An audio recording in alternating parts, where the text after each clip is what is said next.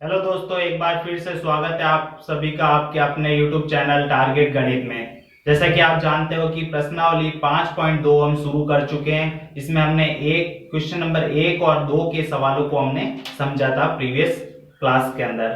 आपने अगर वो वीडियो नहीं देखी हो तो पहले आप वीडियो देख लें, ताकि आपको आसानी से आगे वाले क्वेश्चंस जो सॉल्व करेंगे वो आपको आसानी से समझ में आ सके। सवाल नंबर 3 की ओर बढ़ते हैं। सवाल नंबर 3 आपकी स्क्रीन की ओर है। चलिए पढ़ता हूं मैं सवाल नंबर 3। यदि समांतर श्रेणी का छठा पद और 17वां पद आपके पास 19 और 41 हैं, तो समांतर श्रेणी का 40वां पद आपको ज्ञात करना है। इस तरह के क्वेश्चंस हम कैसे सॉल्व करेंगे, आसानी से हम सॉल्व करेंगे। चलिए देखिए क्वेश्चन नंबर 3। छठा पद किसी श्रेणी का, समांतर श्रेणी का छठा पद है। अगर हमें छठा पद निकालना हो किसी समांतर श्रेणी का, छठा पद क्या होता है? a plus 5 into D. a plus 5 into D होता है। तो छठा पद हमें दे रखा है 19 और 17वां पद हमारे पास, किसी समांतर श्रेणी का 17वां पद हमारे पास है। 17वां पद निकालने के लिए a प्लस 16 इंटू डी होता है, वो बराबर हो जाएगा, यहाँ पर दे रखा है हमें क्वेश्चंस में 41। इसको हम समीकरण नंबर 1 डाल देंगे और इसको हम समीकरण नंबर 2 डाल देंगे। अब यहाँ पर देखिए हमें ज्ञात करना है 40वां पद। किसी समांतर श्रेणी का 40वां पद क्या होगा, ये हमें ज्ञात करना है। तो देखते हैं हम क्वेश्चंस को। देखिए यहाँ पर 40वां पद अगर हमें ज्ञात करना है तो हमारे पास क्या होगा? a plus 39 D. अब हमें a और d का मान जब ज्ञात होगा तभी हम a 40 का मान ज्ञात कर सकेंगे। सबसे पहले समीकरण 1 और 2 से हम a और d का मान ज्ञात कर लेंगे। तो यहाँ पर समीकरण 1 और 2, 1 में से 2 को जब घटा देंगे तब देखिए यहाँ पर a और a है, तो ये तो हो जाएगा माइनस। देखिए समीकरण यहाँ पे लिखिए, समीकरण 1 में से 2 को घटाने पर, जब घटाएंगे हम समीकरण 1 में से 2 को जब घटाएंगे तो यहाँ पर देखिए a प्लस 5 इंटू डी बराबर 19 और यहाँ पर a प्लस 16 डी बराबर हो जाएगा 41। अब इसको हम घटा देंगे तो यहाँ पर प्लस का साइन है, plus into minus minus, plus into minus minus, यहाँ पर प्लस इंटू माइनस माइनस। तो इसको जब घटाएंगे यहाँ पर a में से a को, देखिए a प्लस का और माइनस का है, ये तो हो जाएगा कैंसिल। तो यहाँ बचा 5d में से अगर माइनस का, अब ये माइनस का है तो 5d में से अगर माइनस करेंगे 16d, तो यहाँ पर बचेगा माइनस का 11d बराबर हो जाएगा 19 में से अगर माइनस 41 करेंगे तो 19 में से 41 माइनस करेंगे तो बचेगा हमारा माइनस का 22। ये हो जाएगा माइनस का 22, क्योंकि छोटी संख्या में से बड़ी संख्या घटा रहे हैं तो माइनस का 22। डी का जो मान हो जाएगा माइनस 22 बटे माइनस 11। तो यहाँ पर देखिए माइनस से माइनस साइन कैंसिल हो जाएगा, 11 एकम 11 और 11 दूनी 22। जो डी का मान होगा हमारे पास ये हो जाएगा 2। अब यहाँ से हमने समीकरण देखिए 1 और 2 में से घटाया तब हमारे पास डी का मान आ गया। तो यहाँ से अब डी का मान या तो आप समीकरण नंबर 1 में रख सकते हो या फिर समीकरण 2 में रख सकते हो, ताकि हमें a का मान ज्ञात हो जाए। तो हम समीकरण नंबर 1 में रख लेते हैं डी का मान। तो डी का मान समीकरण 1 में रखने पर, हम समीकरण 1 में डी का मान रख रहे हैं तो यहाँ पर a का मान रखेंगे, डी का मान रखेंगे सॉरी, तो a प्लस 5 इंटू डी का मान है यहाँ पर 2 बराबर हो जाएगा 19। तो यहाँ जब सॉल्व करेंगे तो a का मान हमें ज्ञात हो जाएगा, 5 दूनी 10, a प्लस 10 बराबर 19। तो यहाँ हो जाएगा a बराबर हो जाएगा 10, पक्षांतर करेंगे तो 19 माइनस 10। a का जो मान आएगा हमारे पास 19 में से 10 माइनस करेंगे तो 9। अब हमारे पास d का मान भी है और a का मान भी है, तो हम ज्ञात कर लेंगे यहाँ पर 40वां पद। तो 40वां पद ज्ञात करने के लिए क्या होता है, सूत्र हो जाएगा a plus 39d। a plus 39d, a और d के मान यहाँ पर रख देंगे। a और d के जब मान हमें हमारे पास ज्ञात है, a का मान 9 प्लस 39 इंटू डी का मान हमारे पास है 2। तो यहाँ सॉल्व करेंगे, पहले मल्टीप्लाई करना होगा। तो 9 प्लस 9 दूनी 18 का 8, 80 ले 3 दूनी 6 और 1 7, 78 में 9 जोड़ेंगे तो यहाँ पर हो जाएगा 8 और 8 16 और 1 17 का 7 हासिल 1 87। तो यहाँ पर जो ए 40 का मान होगा यानी कि जो 40वां पद होगा वो हो जाएगा हमारा 87। 40वां पद हमारे पास जो मान आएगा वो हो जाएगा 87। चलिए नेक्स्ट क्वेश्चन नंबर 4 की ओर बढ़ते हैं हम।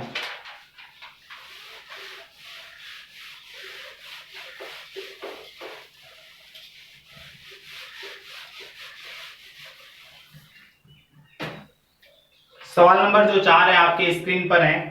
किसी समांतर श्रेणी के तीसरे और 9वें पद हमारे पास 4 और -8 दिए हुए हैं।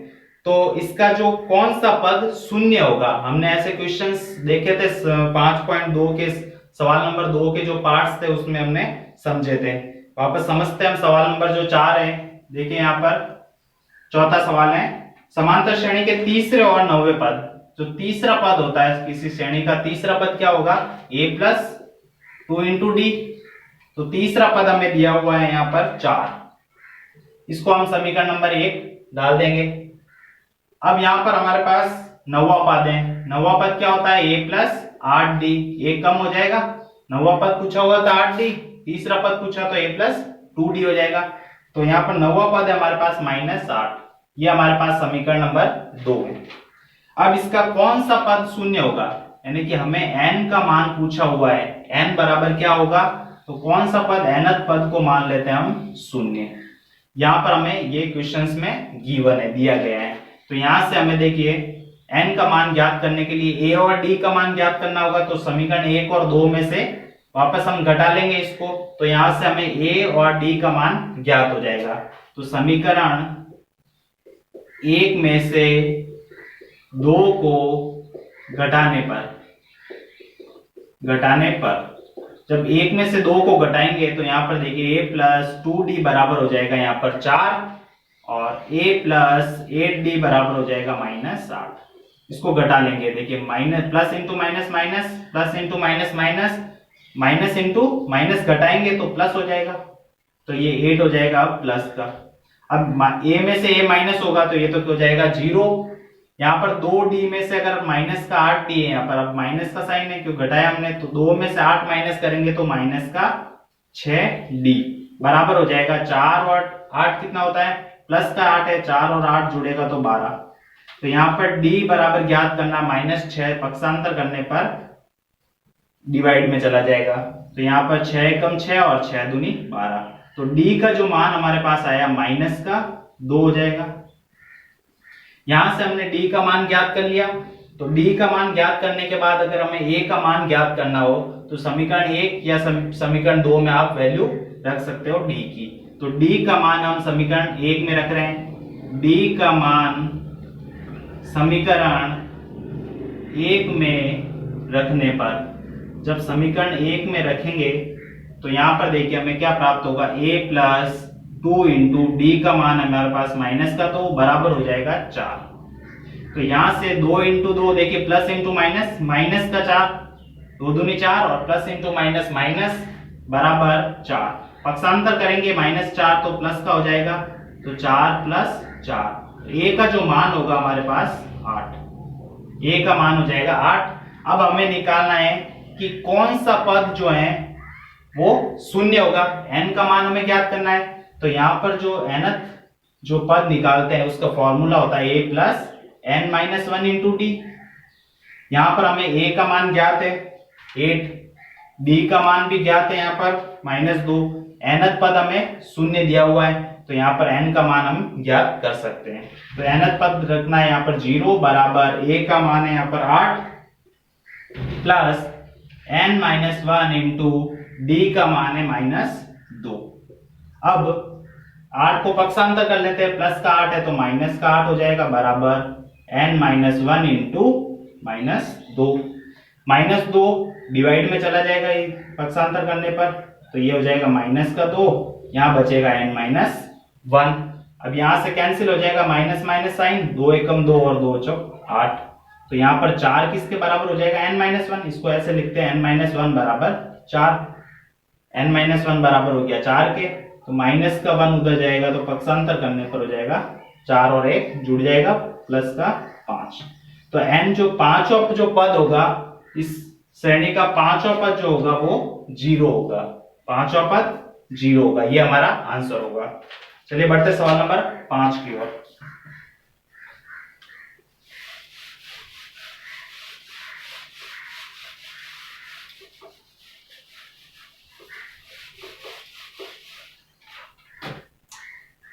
सवाल नंबर 5 है, जिसमें यदि समांतर श्रेणी का तीसरा पद 16 है और सातवां पद पांचवें पद से 12 अधिक है तो समांतर श्रेणी हमें ज्ञात करनी है। यहाँ पर देखिए हमें समांतर श्रेणी ज्ञात करनी है। तो देखिए यहाँ पर जो क्वेश्चंस दिया हुआ है उसके अकॉर्डिंग हमें पहले लिखना होगा। तीसरा जो पद है, तीसरा पद क्या होता है, a प्लस 2 इंटू डी। तीसरा पूछा तो 1 कम 2d बराबर है यहाँ पर 16। ये समीकरण नंबर 1 हो जाएगी। अब सातवां पद जो है, इस श्रेणी का सातवां पद जो है वो पांचवें पद से कितना अधिक है, 12 अधिक है, तो पांचवा पद में 12 जोड़ देंगे। ये हो जाएगी हमारी समीकरण नंबर 2। अब हमें पूछा गया है कि समांतर श्रेणी यहाँ पर हमें ज्ञात करनी है। तो देखिए सबसे पहले ए सातवां पद क्या होगा, a प्लस 6d हो जाएगा यहाँ पर 1 कम, और पांचवा पद हो जाएगा a प्लस 4d बराबर हो जाएगा, सॉरी प्लस 12 है यहाँ पर, प्लस 12। इसको हम सॉल्व कर देंगे। देखिए a को पक्षांतर कर देंगे, a माइनस a, देखिए बराबर में a और a, तो ये कैंसिल भी कर सकते हो, यहाँ से डायरेक्ट कैंसिल हो जाएगा, बराबर में a और a प्लस के दोनों ही, और 6d यहाँ पर 4d, यहाँ पर जब पक्षांतर करेंगे तो 6d ये हो जाएगा माइनस का 4d बराबर में 12। अब 6 में से जब 4d माइनस होगा तो होगा 2d बचेगा, 2d बराबर 12, और d का मान यहाँ पर 12 बटे 2 हो जाएगा डिवाइड में, तो 6 आ जाएगा, 2 एकम 2, 2 छंग 12। d का जो मान है वो है 6। अब यहाँ से हमें d का मान ज्ञात हो गया, तो यहाँ पर हम समीकरण नंबर 1 में रखेंगे तो a का मान ज्ञात कर लेंगे। यहाँ पर d का मान यहाँ पर रखना है समीकरण नंबर 1 में।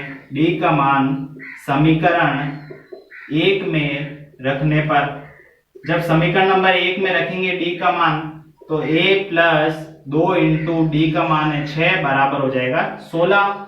यहाँ पर 6 दूनी 12, इसको सॉल्व करेंगे तो 12 बराबर हो जाएगा 16, और a का जो मान है 12 को पक्षांतर करेंगे तो माइनस 12, a बराबर हो जाएगा यहाँ पर 4।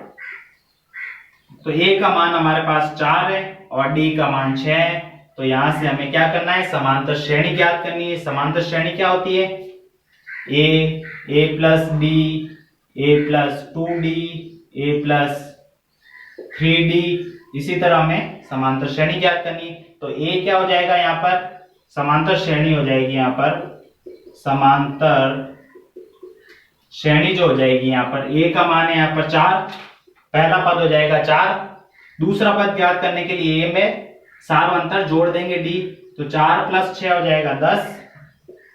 तीसरा पद ज्ञात करना है, तो यहाँ पर तीसरे पद में दूसरे पद में और d जोड़ देंगे, तो दूसरा जो पद है 10, 10 में और सार्वंतर जोड़ देंगे तो 16। फिर तीसरे पद में और सार्वंतर जब जोड़ते जाएंगे तब आगे वाला पद निकल जाएगा, 16 और 6 हो जाएगा 22। इसी तरह में समांतर श्रेणी प्राप्त हो जाएगी। तो जो हमारी समांतर श्रेणी प्राप्त होगी 4, 10, 16, 22, और इसी तरह हम इसमें आगे वाले पद में d का मान जोड़ते जाएंगे। चलिए ये हमारा सवाल नंबर 5 कंप्लीट होता है।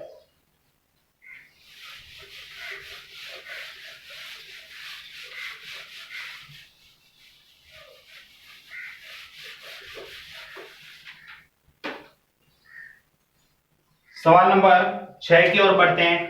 3 अंकों वाली कितनी संख्याएं होगी जो कि 7 से विभाज्य होगी।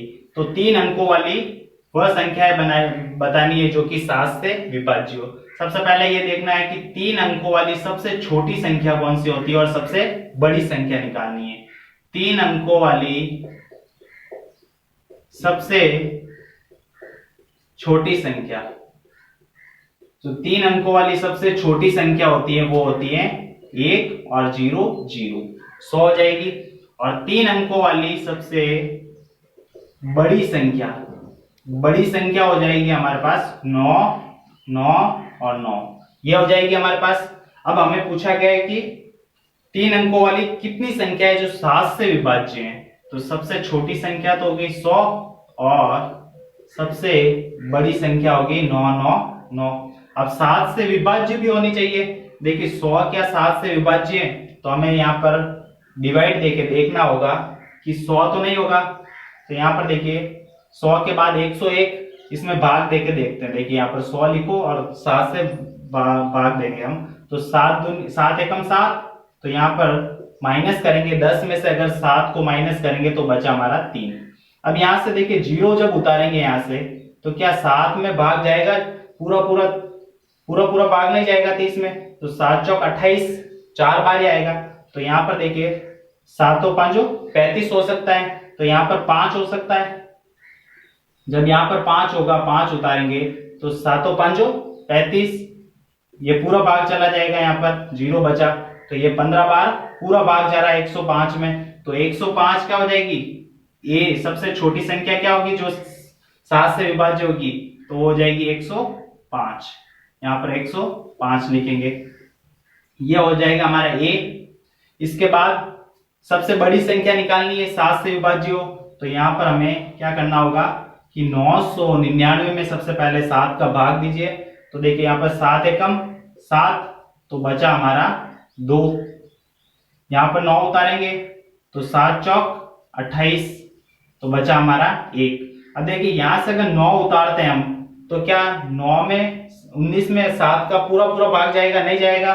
तो 7 दूनी 14, 4 होना चाहिए यहाँ पर, तो यहाँ पर 4 होना चाहिए, तो यहाँ पर भी 4 होगा, तभी यहाँ पर 7 दूनी 14 पूरा भाग चला जाएगा।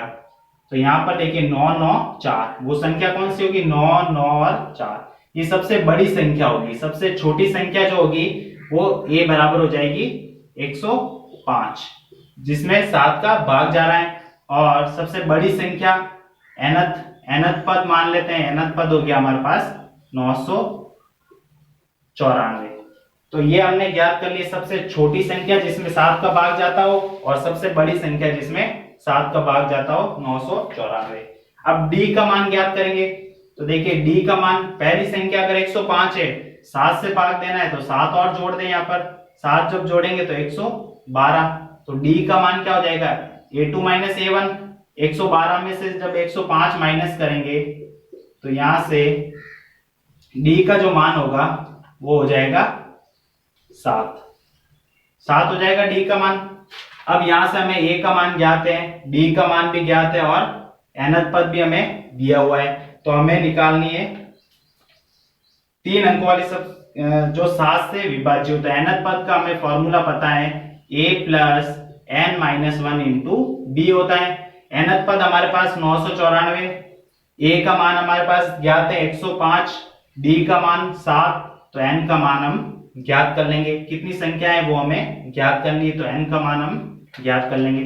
तो nth पद हो जाएगा 994 बराबर a का मान हो गया 105 plus n minus 1 into d का मान हो जाएगा 7।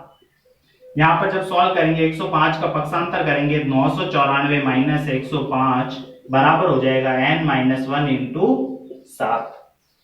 अब 994 में से 105 को माइनस करेंगे, देखिए यहाँ पर 4 में से 5 माइनस नहीं होगा, 14 में से 5 माइनस करेंगे तो यहाँ पर हो जाएगा 9। 8 में से 0 माइनस करेंगे 8, यहाँ पर हो जाएगा 9 में से 1 जाएगा तो 8 बराबर हो जाएगा n माइनस 1। अब इसको भी हम पक्षांतर कर देंगे 7 को, तो 7 चला जाएगा भाग में, 889 हो जाएगा बटे 7 बराबर हो जाएगा n माइनस 1।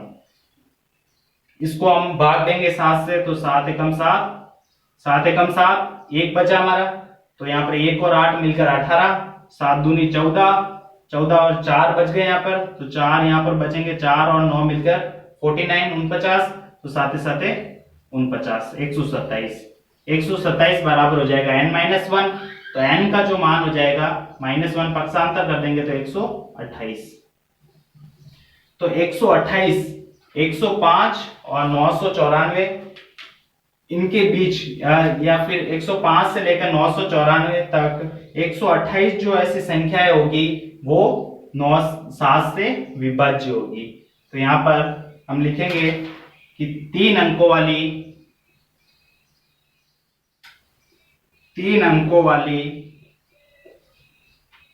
128 128 संख्याएं 7 से विभाज्य होगी। इनके बीच या 105 से लेकर 994 तक 128 ऐसी संख्याएं होगी जो कि 7 से विभाज्य होगी।